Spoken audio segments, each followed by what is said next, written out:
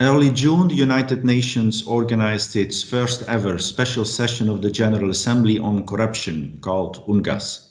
The event pushed the fight against corruption higher on the international agenda, and it mobilized governments to take new commitments against corruption. Many research institutions and civil society organizations had launched in-depth proposals, trying to shape the agenda of the UN meeting. And in preparation for the UN General Assembly meeting, representatives of many states contributed to an intensive process of preparations for the political declaration, which is listing the commitments adopted at the UNGASS. And today we are speaking with Ambassador Anderson, who is the Peruvian ambassador in Vienna and one of the co-facilitators of the UNGASS political declaration. And we appreciate that Peru was one of the countries behind the initiative to have an UNGASS in the first place. Ambassador Anderson, thank you for your time and for joining us today.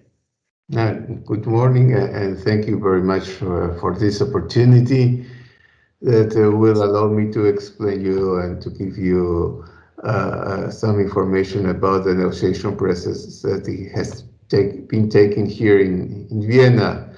So it's really a pleasure being with you. Thank you very much. Now, Mr. Ambassador, you have been leading the process in negotiating the political declaration for UNGASS. So, for our viewers, can you elaborate about the process? What were the most interesting moments during this process? Yes, first of all, I would like to emphasize that it was a great honor for Peru to lead this negotiation process together with my colleague from United Arab Emirates. So we had 10 months of intense negotiations in which above all the goodwill of the member states and a great commitment prevailed, which was reflected once again in the spirit of Vienna, achieving that the entire text was approved by consensus.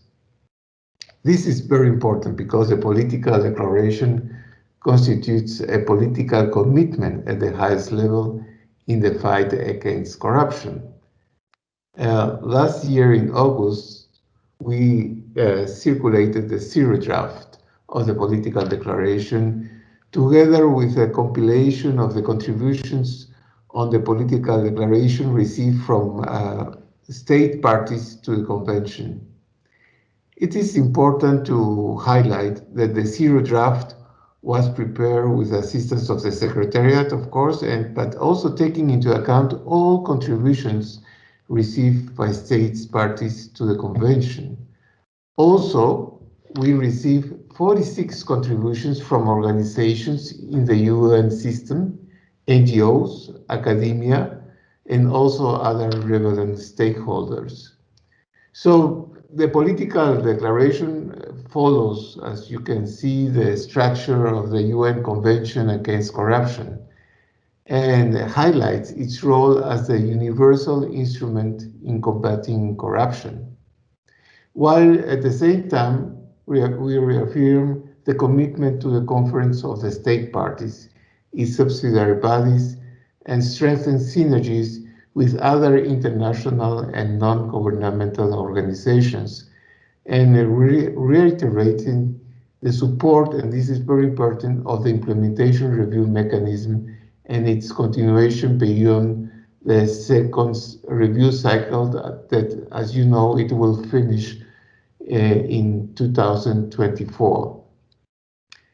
The declaration also contains sections on all aspects of fighting corruption, starting with preventive measures, criminalization and law enforcement, international cooperation, and asset recovery, as well as technical assistance, cross-cutting issues such as the role of technology, corruption and gender, or corruption in sport. In addition, also the declaration contains a section on forward-looking ideas. From the beginning, delegations agreed that more needs to be done to effectively fight corruption, which still thrives despite years of joint and individual efforts to combat it. Besides the technical aspects of fighting corruption, we have agreed on a number of forward-looking ideas to shape the next few years of our joint agenda.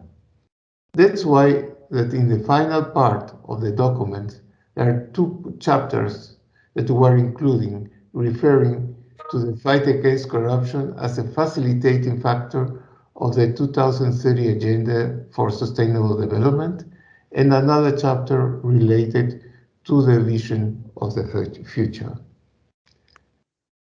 Great, thank you very much. And you mentioned already a number of key issues on the content of the substance.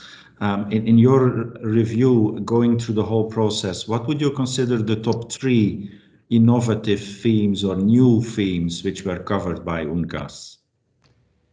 In my opinion, the political declaration as a whole includes innovative contributions and important decisions. There are several innovative measures, and the main issues agreed upon in the framework of the political declaration are reflected especially in the last chapter. It is important to note that the convention entered into force in 2005, that is 16 years ago. Since then, corruption has developed new modalities that are not contemplated in the UNGAC. For this reason, I consider as the main innovative idea that it is time for the experts from the member states to identify such gaps and challenges and to propose to the COSP the actions to continue taking into consideration, among other elements, the results of the work emanating from the review mechanism. Okay, great. And also, if I might, we also agree that we redouble our efforts to prevent corruption when responding to or recovering from crises or emergencies such as the COVID-19 pandemic, in partnership with the private sector and also other relevant stakeholders. In addition, there is also a joint commitment to strengthen our response to bribery and adopt legislative measures as required. We have also agreed to create and launch, and this is also very important, a global operational network of anti-corruption law enforcement authorities under the auspices of the UN Office on Drugs and Crime to provide a quick and agile tool for international cooperation and communication and peer learning between authorities from different countries. We further agreed on the development of a comprehensive statistical framework for measurement of corruption and its impact. What it is also important that we agree also to organize a special period of the COSP to deal with all aspects of the asset recovery and return process. And this was a very special issue during the whole negotiation process. Some countries had the idea that we were just focusing too much in asset recoveries, but our idea, of course, was to deal with the fight against corruption as a whole.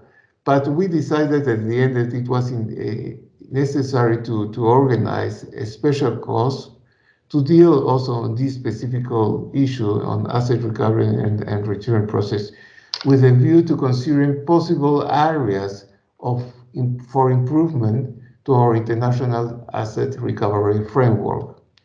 So at the end, I think that this political declaration has a very comprehensive look to the future, and due to that, we also decided that it would be necessary to have a special cost for a follow-up of the implementation of this political declaration. Great. That's very comprehensive, and I went through the document in depth, and it's quite a long, comprehensive commitment in various areas. Now, I also spoke with a number of colleagues, like, for instance, the one from the Basel Institute on Governance, and they noted that, of course, corruption has become globalized.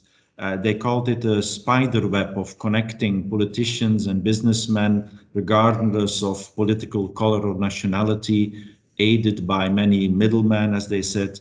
So to what extent have UNGASS and the UN Convention, UNCAC, this globalized spider web of corruption on their radar, and how can it be tackled? During the UNGASS negotiations, it became very clear that corruption involves many actors, both from the public and private sectors. And it is a process that is increasingly becoming a transnational phenomenon. For this reason, the international anti-corruption architecture depends on many instruments of different natures: global, regional, bilateral, public-private initiative, academic natures, among others. All this has been reflected as you can see, in the political declaration. And also, this political declaration gives a specific mandate to the UNODC to cooperate with other agencies with the aim of enhancing national efforts, enhancing synergies, and avoiding duplications of obligations. Thus, the focus of the political declaration is to tackle corruption in a comprehensive manner, making use of all available instruments to facilitate state cooperation. Great. Now, as you already noted, indeed, the UN Convention, the UNCAC, was adopted in 2003.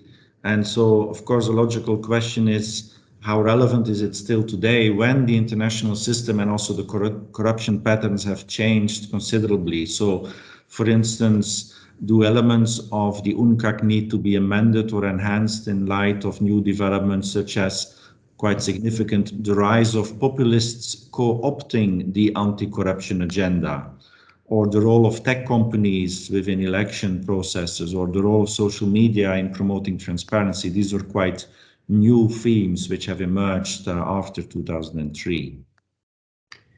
Yes,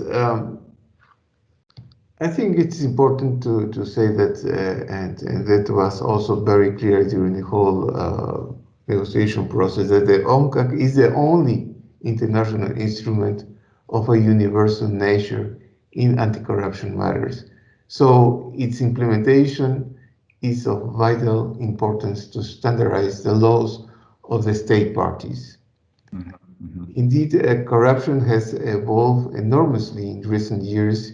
It's precisely this reality that led Peru to promote UNGASS as a renewed political commitment. I can tell you, as ambassador of Peru, that my country believes in a review process of the UNCAC measures that should be considered by the COSP. Other countries share this vision, and this was reflected in the operative paragraphs 81 and 82 of the political declaration.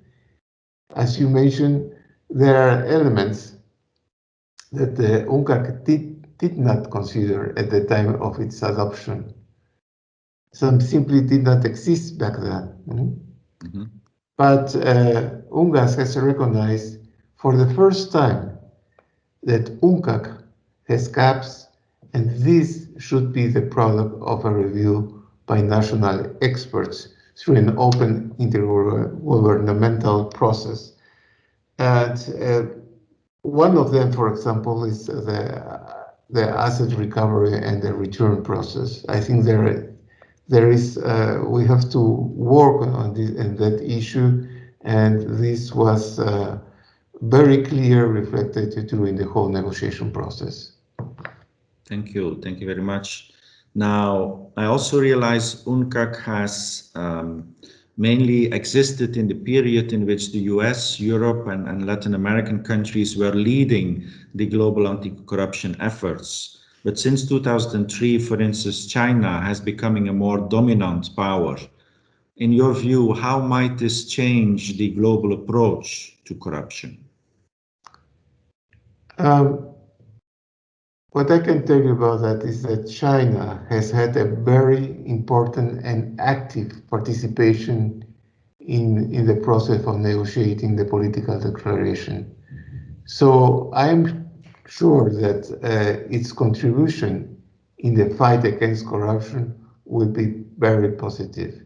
So I don't have any doubt that there is a very clear view in China authorities to implement UNGAS, and also, as I mentioned, and the way how they participate during the whole process, it has sent us a very clear message that they want to cooperate with all state members. Okay. Now, some critics may say that UNCAC has a reputation for a lowest common denominator approach, with a small number of countries regarded as blockers of progress. So my question is, has UNGASS managed to surprise you towards a different outcome? I think to answer that question, you must first understand that the UNCAC has 187 state parties, being one of the most widely recognized international instruments. Each of these states has its own legal system, laws, systems of laws. Even the values and principles differ enormously in each region.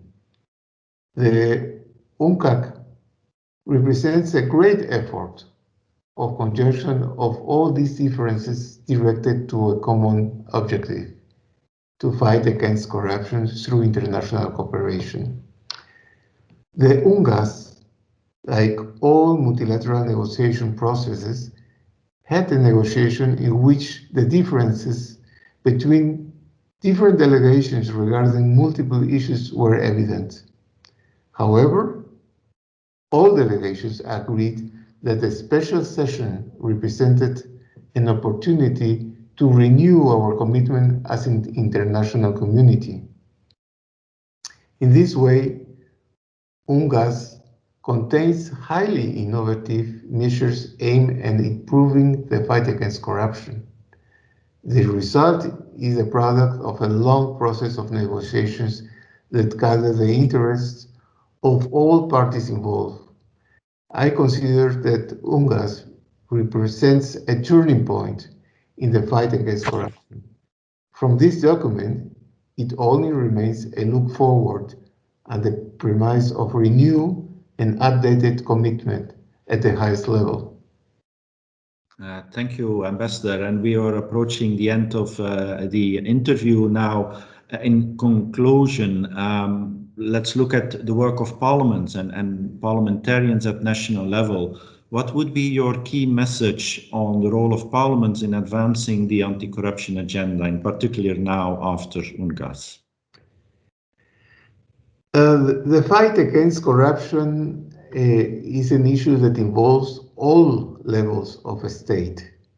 That is, each one, according to their functions and responsibilities, must be committed to the fight against corruption. In this framework, the legislative role of a parliament is fundamental in the implementation of the UNCAC. It must promote and adopt policies and laws aimed at the fight against corruption, and on the other hand, support the monitoring of the implementation of this political declaration. So they have a very important role to achieve what we have just approved under the political declaration. Thank you very much, Mr. Ambassador, for your time and for your insights. Most appreciated.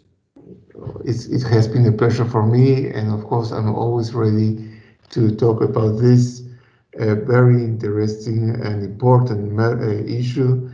And what I can tell you that the political declaration, it's a result of a huge commitment shown by all state members that they are willing to cooperate between each other to fight against corruption. Thank you. Thank you. Thank you to you. Thank you.